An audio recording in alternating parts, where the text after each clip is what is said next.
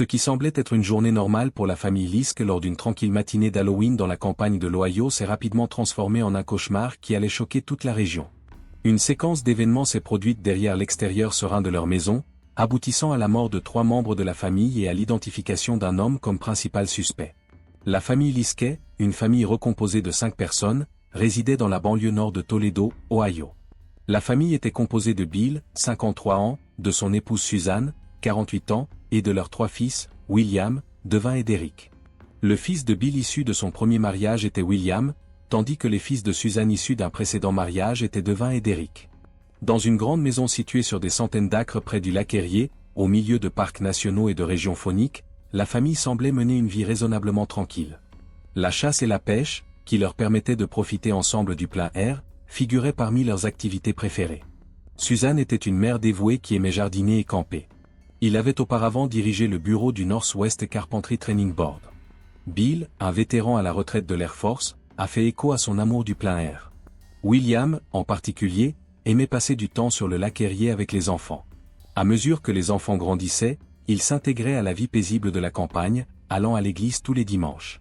Mais William était un individu plus erratique. Enfant, il devenait souvent agité, intimidait les autres enfants et causait des problèmes partout où il allait. Ses habitudes perturbatrices n'ont fait qu'empirer pendant la puberté, bien que ses parents aient initialement rejeté son comportement comme un méfait normal et qu'ils s'attendaient à ce qu'il s'améliore avec le temps. Le comportement de William s'est aggravé au point qu'il a eu de multiples démêlés avec la justice lorsqu'il avait 15 ans. À cette époque, Suzanne a rencontré son père, Bill, dans le cadre de son travail et les deux se sont finalement mariés en 2001. William était en colère que Suzanne soit entrée dans sa vie. Il a ouvertement défié les limites rigides qu'elle lui imposait, car il n'aimait pas la voir à la maison. La désobéissance de William augmenta avec la tension entre lui et sa belle-mère. William a été assigné à résidence pour un crime en 2002, alors qu'il avait 16 ans. Après avoir menacé de se blesser, la situation est devenue violente lorsque la police est arrivée. Devant le tribunal pour mineurs, William a été accusé de voies de fait. En 2004, William a frappé Suzanne à la poitrine lors d'une violente dispute. Il l'a agressée à nouveau 2 mois plus tard, s'emparant de sa voiture et la frappant à la tête avec une tasse de café. Accablé par la violence, Suzanne porte de graves accusations contre lui. William, cependant, a été déclaré inapte à subir son procès après avoir reçu un diagnostic de maladie schizoaffective. Bien que sa relation avec Suzanne soit restée tendue, les accusations de violence et de vol ont été abandonnées.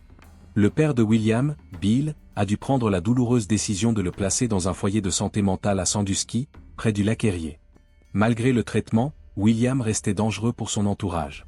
William a eu plusieurs affrontements violents avec la police à Sandusky, dont un où son père était là pour venir le chercher. L'état de William ne s'est pas amélioré malgré les médicaments et il a continué à être anxieux. À l'âge de 18 ans, l'hostilité de William a pris une tournure terrifiante à l'automne 2004. Il a tenté d'agresser Suzanne un matin alors qu'elle prenait sa douche.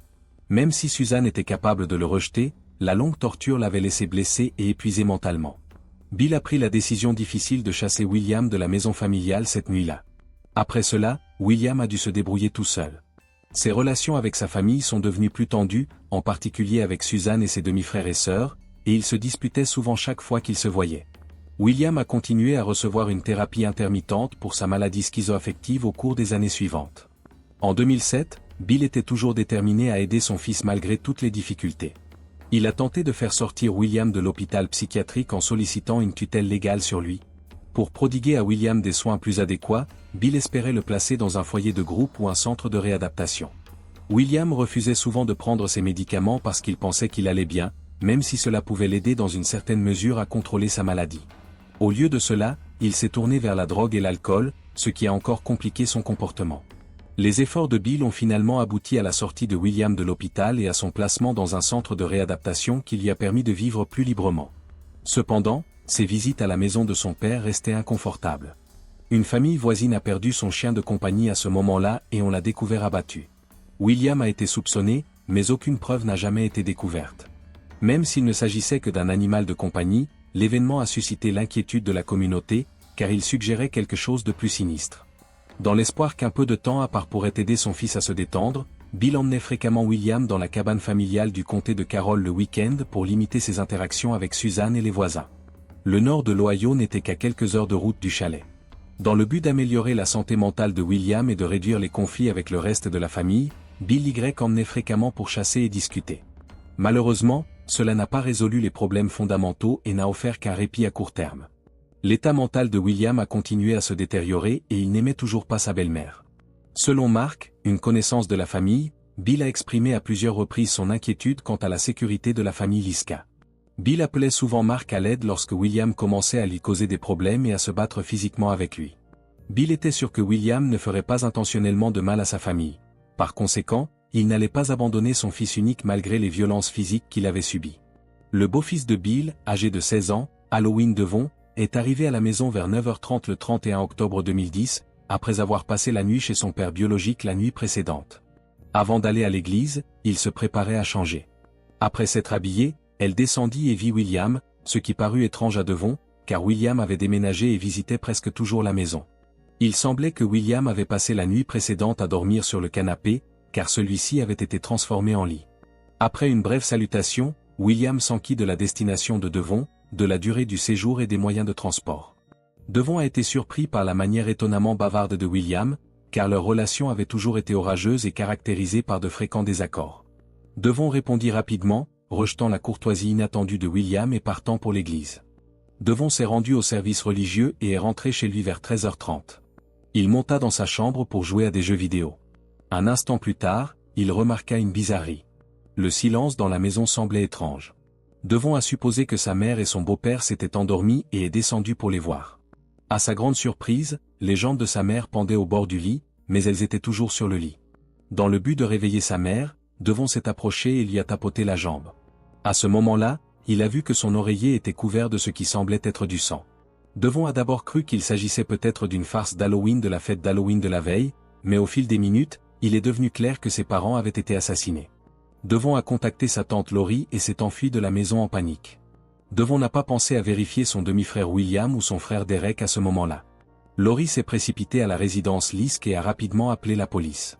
Les agents des forces de l'ordre ont découvert une horrible scène de crime à leur arrivée.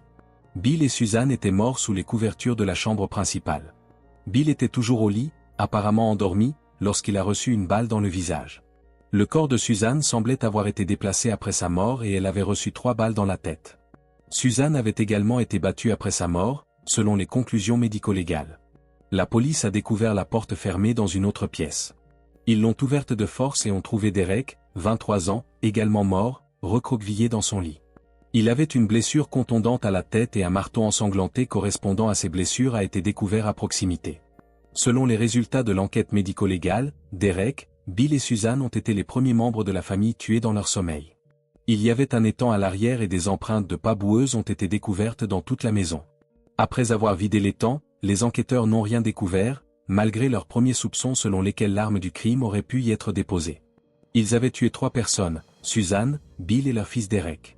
Suzanne avait été violée sexuellement post-mortem, ce qui constituait un horrible ajout à un meurtre déjà horrible, comme cela a été découvert plus tard lors de son autopsie. Tante Laurie a accusé le fils de Bill, William, d'être le tueur et a immédiatement informé la police. William en voulait à Suzanne et avait des antécédents de maladie mentale. Elle avait déjà été attaquée et menacée par lui. Le fait que William ait passé la nuit précédant les meurtres dans la maison et que la camionnette blanche de la famille ait disparu a encore accru les soupçons à son sujet. La police a parlé avec des voisins qui ont déclaré avoir entendu ce qu'ils pensaient être des coups de feu vers 6h30. Le matin d'Halloween, mais comme il vivait dans une région isolée, il n'y pensait pas beaucoup à ce moment-là. Il se souvenait également d'être allé à une fête d'Halloween avec la famille ce soir-là et d'avoir vu Bill et William revenir d'un voyage de chasse la veille. Même si tout le monde à la fête semblait passer un bon moment, les voisins remarquèrent que Derek avait disparu, ce qui n'était pas surprenant compte tenu de la mauvaise entente entre lui et William. William ne passait généralement pas la nuit chez les Lisk, mais une fois la fête terminée, ils l'ont laissé rester parce que Bill et Suzanne avaient bu. Pour la famille Liska, cette exemption s'avérerait finalement désastreuse. Devin aurait peut-être déjà tué sa famille alors qu'il rentrait chez lui ce matin-là avant d'aller à l'église. La décision de William de permettre à Devin de quitter la maison sans lui faire de mal est impliquée par le fait qu'il lui a parlé à son retour. Cependant, William a demandé combien de temps Devin serait parti, suggérant qu'il aurait pu tuer les autres membres de la famille après que Devin soit parti pour l'église. D'après les enregistrements téléphoniques, Derek a appelé pour la dernière fois à 14h02. La veille des meurtres. William a été rapidement localisé par les autorités, qui ont découvert qu'il était revenu dans la cabane familiale. Moins de 48 heures plus tôt, lui et son père y chassaient. Les deux hommes étaient rentrés chez eux à peine 24 heures avant les meurtres et Bill avait pris une semaine de congé. Après avoir signalé avoir vu une camionnette Ford blanche, un policier a choisi d'inspecter l'intérieur. Le camion était identique à celui qui avait disparu de la résidence Liska. Et la police a patrouillé la propriété. Ils virent William sortir sur le porche, fumant une cigarette et s'appuyant contre un poteau. William a été immédiatement arrêté. William a été filmé en train d'acheter le sandwich dans un restaurant local.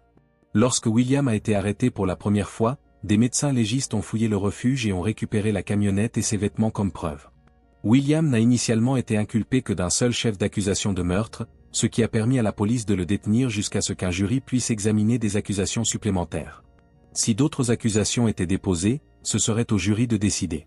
On a demandé à William de porter une combinaison anti-suicide lors de son transfert de la zone de détention au centre d'accueil, mais il a refusé.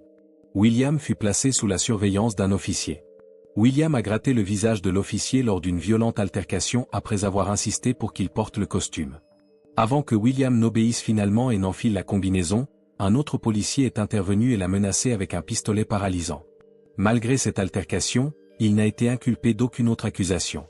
La police connaissait déjà William parce qu'il avait souvent eu des ennuis et s'en était sorti. William a été inculpé de 6 chefs de meurtre aggravés en novembre 2010, 2 chefs d'accusation pour chaque victime. 3 des accusations concernaient des vols qualifiés et les 3 autres, des meurtres avec préméditation. L'avocat de la défense de William a plaidé folie en son nom et il a plaidé non coupable de toutes les accusations. Il a été arrêté et libéré sous caution de 3 millions de dollars. William a ensuite comparu devant le tribunal. Il a été accusé de meurtre aggravé sous 6 chefs d'accusation. Afin de déterminer s'il est apte à subir son procès, il a été évalué pendant 30 jours. Le jeune homme de 24 ans a été accusé du meurtre de sa belle-mère Suzanne, de son père Bill et de son fils Derek. William serait exécuté s'il était reconnu coupable. William a finalement été jugé apte à subir son procès malgré ses antécédents de maladie mentale et après 2 évaluations de ses compétences. William a changé sa tactique de défense après avoir appris qu'il serait exécuté. Il a plaidé coupable de 3 chefs de meurtre aggravés le 12 août 2011, lors d'une audience préliminaire, en échange du fait que les procureurs ne requièrent pas la peine de mort. William a été condamné à perpétuité sans possibilité de libération. William s'est excusé d'avoir tué sa famille avant d'être condamné, attribuant ses crimes à sa maladie mentale et à Satan. William souffrait de problèmes de santé mentale de longue date et sa situation n'a fait qu'empirer lorsqu'il a arrêté de prendre ses médicaments. Les conflits familiaux ont persisté malgré les efforts de ses proches, en particulier de son père, Bill, qui n'a jamais abandonné son fils et a cherché à le soigner. Malheureusement, la vie de Bill a pris fin aux mains de son propre fils, prouvant que son amour et ses efforts ont été vains. Merci d'avoir regardé. Pour des recherches plus intéressantes, abonnez-vous maintenant.